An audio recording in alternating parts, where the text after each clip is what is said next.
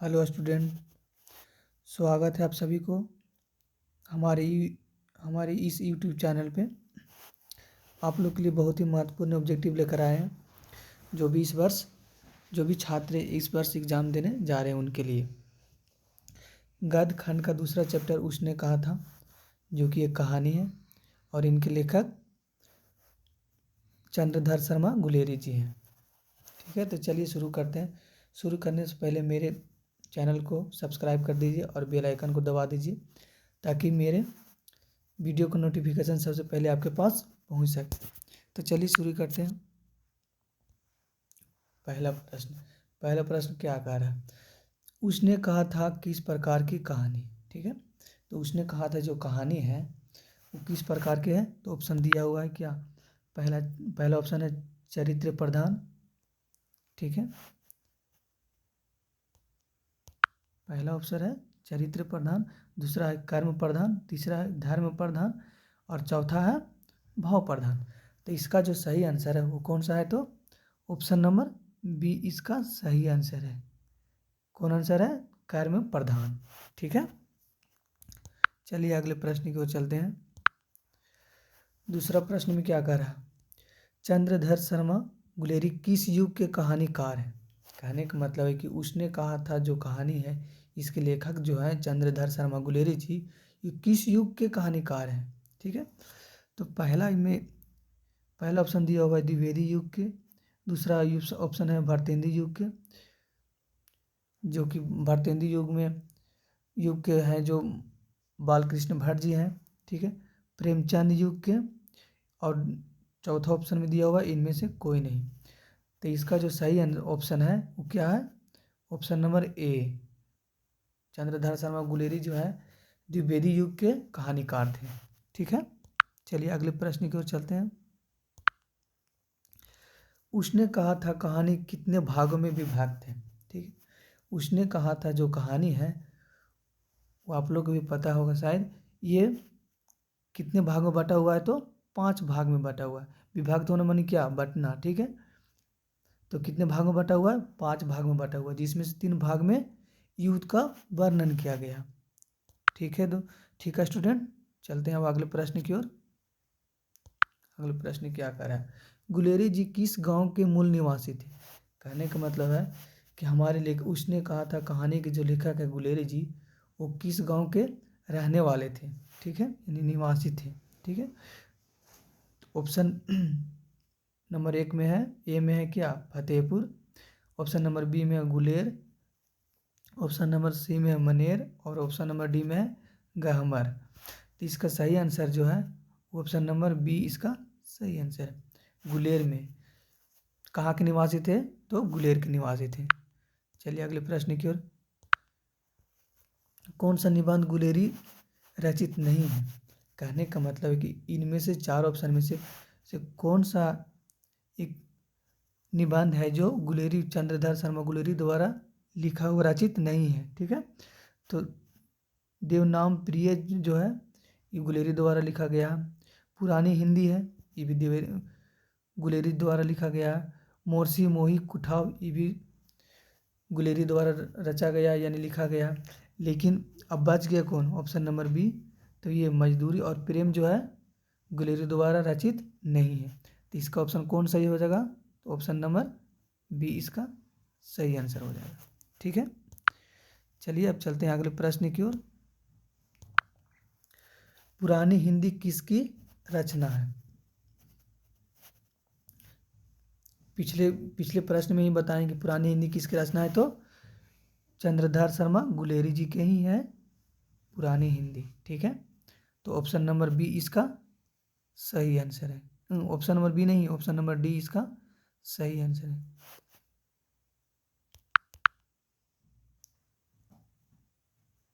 ठीक है, चलते हैं अगले प्रश्न की ओर।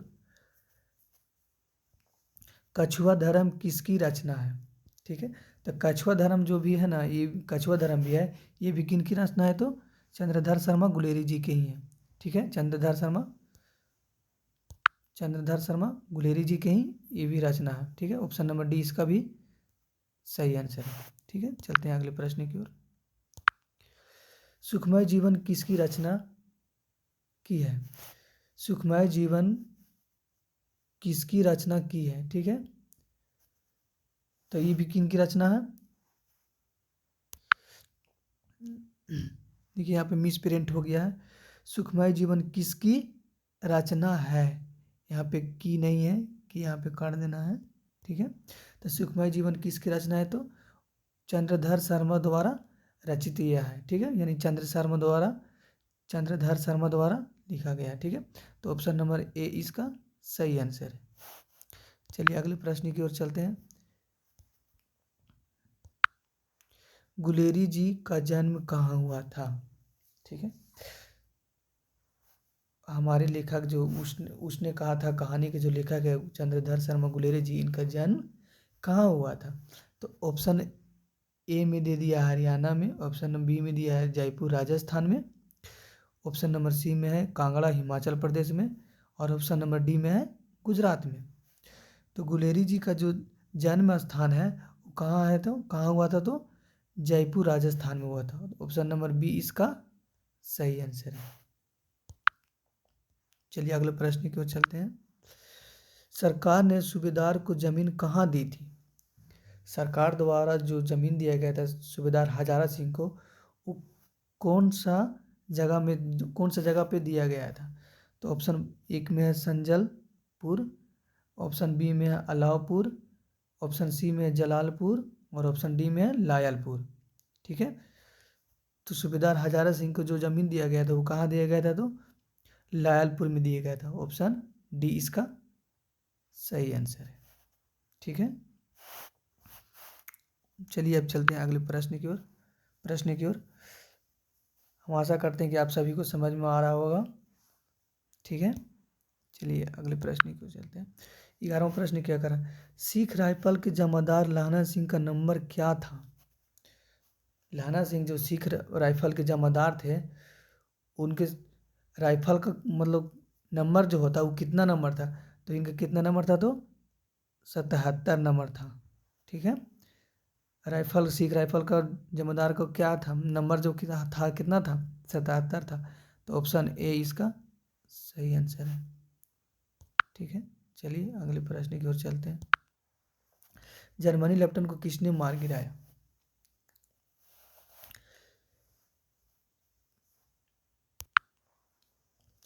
जब भारतीय फौज खंडहर में रह रही थी, उसी समय जर्मन सेना बहुत नज़दीक आ गए थे खंडहर के। तो सूबेदार हजारा सिंह और उनके साथ और भी फौज उन लोग को देखने के लिए उधर बाहर में गए।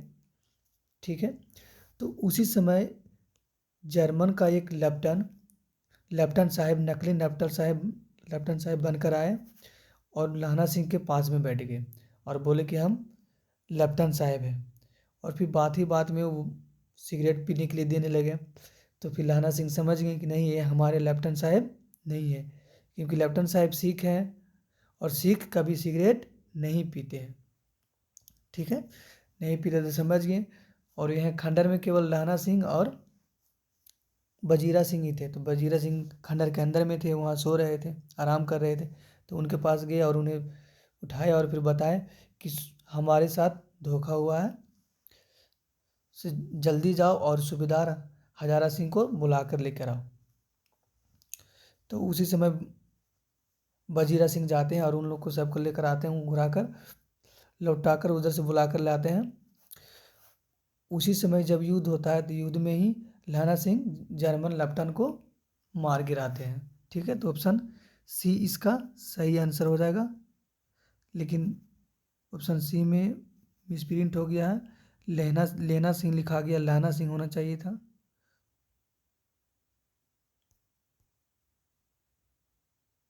लाना सिंह, ठीक है, लाना सिंह, इसका ऑप्शन सी सही आंसर है। ठीक है, लाना सिंह। चलिए अगले प्रश्न की ओर चलते हैं। अगला प्रश्न है, भारतीय सिपाहियों का किसके साथ जंग हुआ था? तो भारतीय जो सिपाही थे उनको किसके साथ जंग हुआ था? तो जर्मन के साथ जंग हुआ था। किसके साथ जंग हुआ था? जर्मन के साथ। ऑप्शन डी इसका सही आंसर है। चलिए अगले प्रश्न की ओर चलते हैं। सूबेदार हजारा सिंह के लड़के का नाम क्या था? यानी कहने का मतलब कि सूबेदार जो हजारा सिंह थे उनके बेटे का क्या नाम था? तो सूबेदार हजारा सिंह के बेटे का नाम बोधा सिंह था, जो कि ऑप्शन नंबर ए में है। तो ऑप्शन नंबर ए इसका सही आंसर है। ठीक है, चलते हैं अगले प्रश्न की ओर। लाना सिंह का सिर अपनी गोद में लेकर कौन बैठा था? जब लाना सिंह का गोली लग गया था, ठीक है, तो उस समय लाना सिंह का सिर वजीरा सिंह अपने गोद में लेकर बैठे हुए थे। ठीक है, तो ऑप्शन नंबर इसका सी है जो सही आंसर हो जाएगा। यहाँ पर भी मिस प्रिंट हो गया है, वजीरा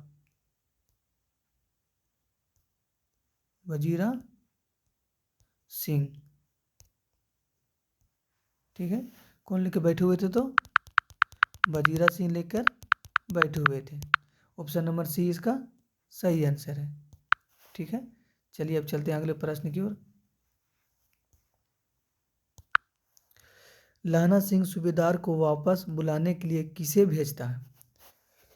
जब लाना सिंह को पता चल जाता है कि हमारे लेफ्टिनेंट साहब नहीं है, ये जर्मन का कोई घुसपैठ है जो हम लोग को मारना चाहता है, वो है, इनको जब पता चल गया था जांच पड़ताल से, तो उसी समय सूबेदार हजारा सिंह को बुलाने के लिए वजीरा सिंह को भेजते हैं। किसको भेजते हैं? तो वजीरा सिंह को भेजते हैं। तो ऑप्शन नंबर ए इसका सही आंसर हो जाएगा। ठीक है, चलिए अगले प्रश्न की ओर चलते हैं। बचपन में यहाँ पे भी मिस प्रिंट हो गया है,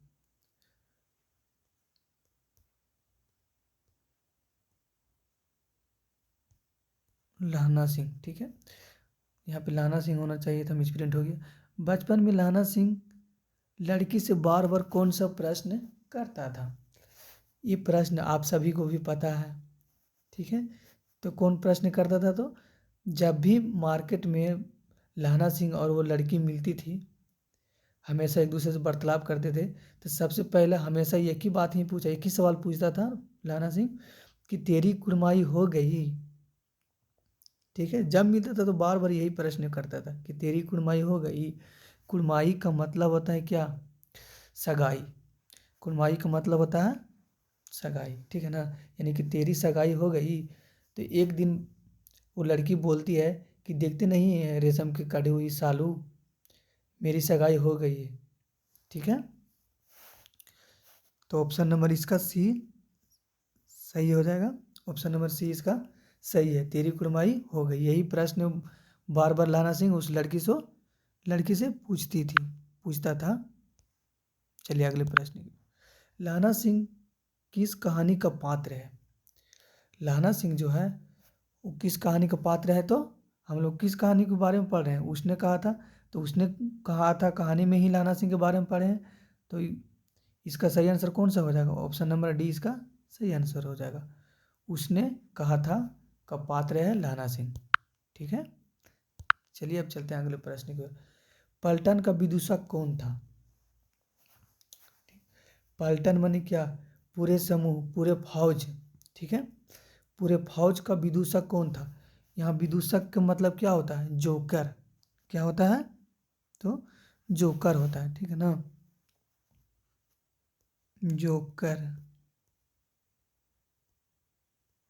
जोकर होता है। ठीक है, विदूषक का मतलब जोकर होता है।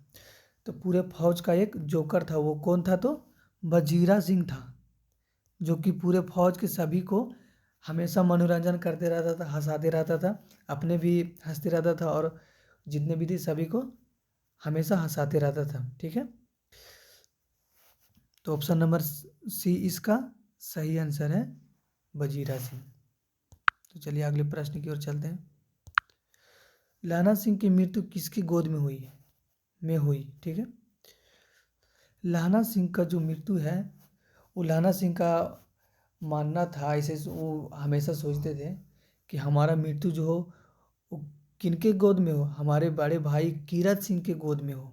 ठीक है, लेकिन जब लाना सिंह जब घायल हो गए, जब उनको गोली लगा, जब वो अंत समय उनका आया, तो वे वजीरा सिंह के गोद में रस्सी रख कर रखे हुए थे, और वो पूछने फिर बार बार पूछते थे कि कौन, कीरत सिंह। तो बजीरा सिंह उस समय बोले कि हाँ हम कीरत सिंह हैं। ठीक है, बोले कि हाँ हम कीरत सिंह ही हैं। ठीक है, बोले कि हमारे बोले कि हाँ हम कीरत सिंह ही हैं, और उनके ही गोद में, बजीरा सिंह के गोद में ही लाना सिंह का अंत हो गया। ठीक है, तो ऑप्शन नंबर बी इसका सही है, बजीरा सिंह के गोद में हुई। ठीक है, लाना सिंह की मृत्यु किसकी गोद में हुई? तो बजीरा सिंह के गोद में हुई। ऑप्शन नंबर बी इसका सही आंसर है। ठीक है, चलते हैं अगले प्रश्न की ओर। अमृतसर में लाना सिंह के कौन थे? अमृतसर जो कि पंजाब में है, तो लाना सिंह अमृतसर में, मतलब लाना सिंह के अमृतसर में कौन थे? तो मामा जी थे। कौन थे? तो मामा जी थे। मामा जी यानी कहने का मतलब कि जो माँ का भाई होता है उसी को मामा जी कहा जाता है, तो मामा जी थे। ठीक है, उन्हीं के यहाँ लाना सिंह रहते थे, और जो लड़की थी वो भी कहाँ रहती थी? तो मामे के ही पास में रहती थी, मामे के यहाँ रहती थी, वो भी अमृतसर में ही रहती थी। ठीक है, तो चलिए अगले प्रश्न की ओर चलते हैं। ऑप्शन नंबर सी इसका सही आंसर है। लाना सिंह किस पद पर था? लाना सिंह जो था वो किस पद पर था? तो जमादार के पद पर था। किस पद पर था? जमादार के पद पर था। हजारा सिंह सूबेदार के पद पर था, और लाना सिंह जमादार के पद पर था। ठीक है, तो ऑप्शन नंबर सी इसका सही आंसर है। चलिए अगले प्रश्न की ओर चलते हैं। सूबेदार का क्या नाम था? सूबेदार का क्या नाम था? तो सबको सभी को पता है क्या नाम था, तो हजारा सिंह नाम था। ठीक है, ऑप्शन नंबर बी इसका सही आंसर है। चलिए अगले प्रश्न की ओर चलते हैं।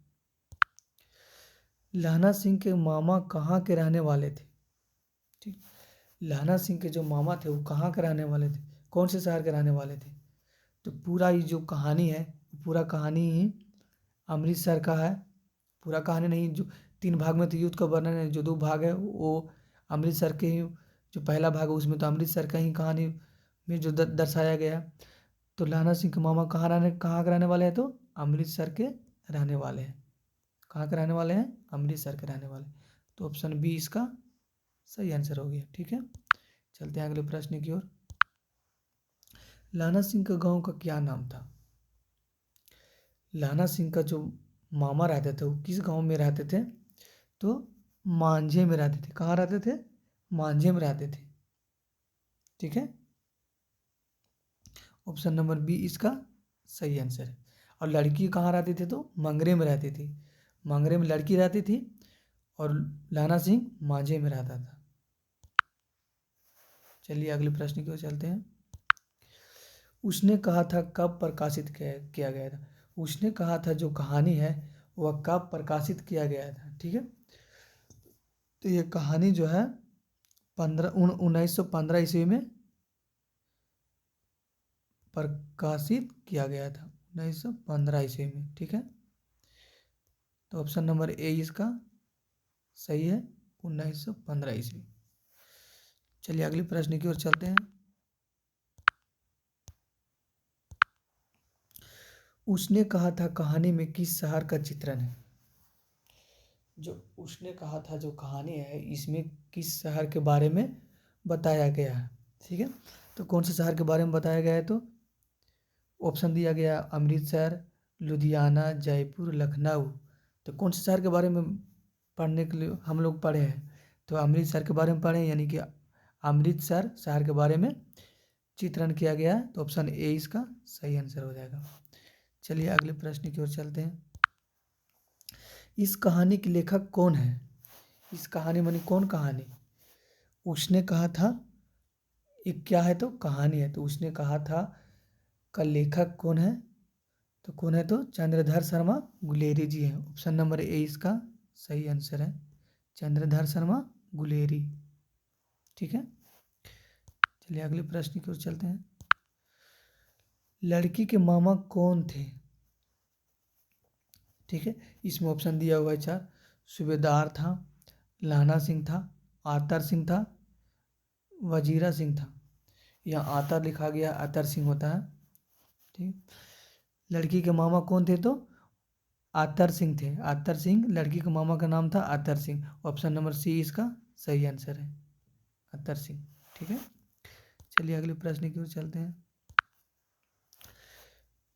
मुल्ला जी की दाढ़ी किसने मोड़ दी थी? मुल्ला जी, यह घटना तब की है जब लहना सिंह अपना गांव पर गए थे छुट्टियों में। उस समय एक मुल्ला जी आया था और वो बहुत ही अपने जर्मन के बारे में और दूसरे देश के बारे में बहुत ही कुछ मतलब गांव में ये वो समझा रहा था, बता रहा था। तो उसी समय लहना सिंह मुल्ला जी को पकड़कर उसकी दाढ़ी को क्या किए? पूरा मोछ को छील लिए। ठीक है, तो इसका सही आंसर क्या हो जाएगा?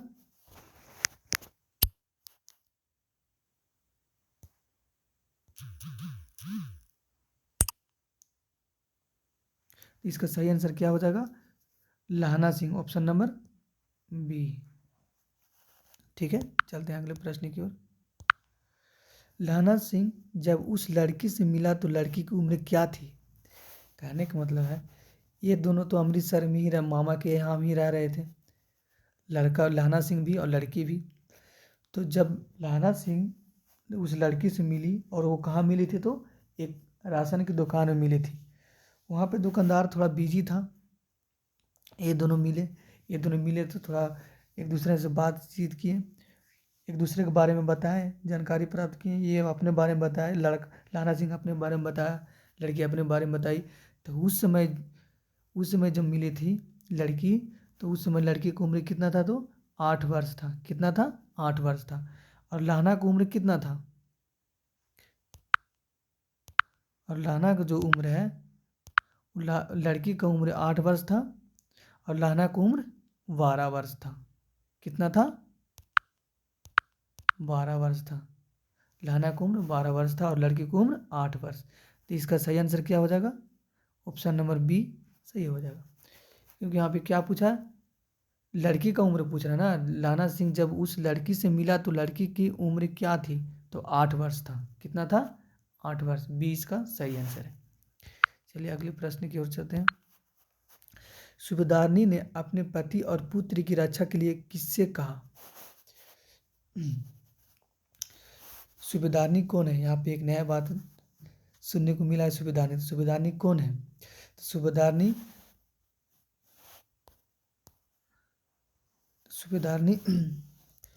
सूबेदार हजारा सिंह की पत्नी है। ठीक है, तो सूबेदार हजारा सिंह और लहना सिंह जब एक बार छुट्टियों पे घर पे गए थे, तो वहाँ से लौटते वक्त लहना सिंह सूबेदार हजारा सिंह के घर पे गए। तो वहाँ सूबेदार हजारा सिंह बोले कि मेरी पत्नी तुम्हें पहचानता है, ऐसे जाओ, मिलने के लिए बुला रही है। तो उस समय अंदर में गया तो माथा टेके लहना सिंह सूबेदारनी को। उसके बाद फिर सूबेदारनी का पहला प्रश्न है कि तुम हमें पहचानते हो? बोले नहीं। लहना सिंह बोले कि नहीं। तो फिर सूबेदारनी बोली कि तेरी कुड़माई हो गई। तो उसके बाद फिर लहना सिंह समझ गई कि ओ, ये वही लड़की है जिसे हम कभी प्यार करते थे। ठीक है, तो उन दोनों को सूबेदारनी और लहना सिंह के बीच में कुछ वार्तालाप हुआ, बातचीत हुई। और उसी बातचीत में फिर सूबेदारनी ने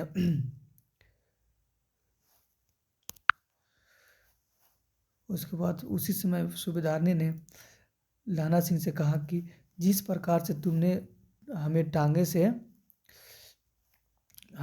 के बगल में आने से बचाया, उसी प्रकार हमारे पति और पुत्र की वह युद्ध में रक्षा करना।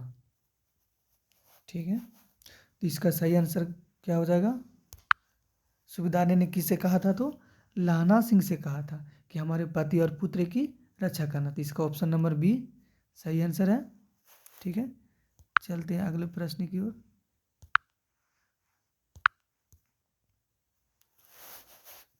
बस 32 प्रश्न ही थे। ठीक है, thank you for watching video. इसी तरह के और भी वीडियो देखने के लिए हमारे लिंक डिस्क्रिप्शन में दिया गया है, उसमें जाइए और भी वीडियो देखिए, और भी वीडियो डाला हुआ है। और सब बिहार एग्ज़ाम लेवल के हैं, बिहार बोर्ड एग्ज़ाम लेवल का ऑब्जेक्टिव बनाया गया है।